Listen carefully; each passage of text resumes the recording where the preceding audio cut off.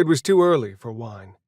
Mema's throat protested as she forced down a sip from her goblet, keeping pace with her parents as they drank their blood meal before sunrise. She also got up before dawn to spend time with them, though her mother, ever indulgent, insisted that she didn't have to. It was the least she could do for all they'd given her. She twirled the thin crystal stem between her fingers, only half listening as her father droned on about politics. There was always some minor conflict between the Nightborn Authority, of which he was a key member, and the Human Council. She suppressed a yawn. "Darling, you're boring her," her mother, Aditra Levak, said, laying a gentle hand on her husband's sleeve. She was dressed for day sleep in a pale blue robe that set off her midnight skin and flowed like a waterfall around the graceful wings folded on her back. "Can it wait?"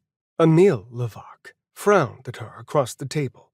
His silver eyes narrowed assessingly, and Mima hastily sat up straight. "I'm not bored," she insisted. "It's just the wine making me drowsy." Aditra set down her empty goblet, ringed in faint pink residue, with a delicate clink, dabbing at the corners of her mouth with a linen cloth. "I've told you 100 times you should eat something solid. We really don't mind." "I know. I'm not hungry. I'll get something later." Her traitorous stomach growled at the thought of the bread and butter waiting for her in the larder, exposing her lie. Mema ducked her head, shame blooming over her scalp and making her eyes water a little. As hard as she tried, she'd never quite pass as a Nightborn daughter. Aditra's expression softened, but her father's gaze bore into her. Mima hid her embarrassment behind another slug of the tart liquid. She knew it turned their stomachs to see her chew, mashing solid food into a paste. Such an inelegant operation, compared to the discreet slide of blood down her mother's slim blue throat.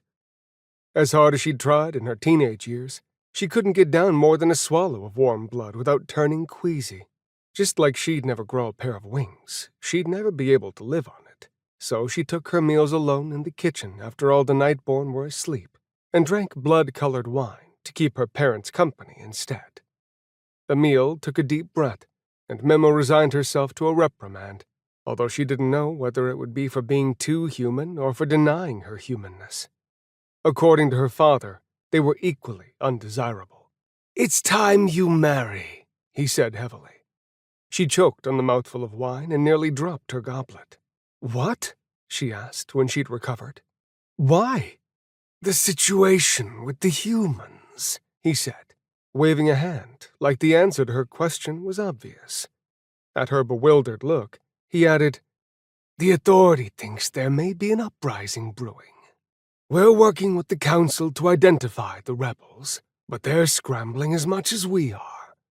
There were protests in the Council District this week. Some government offices were firebombed.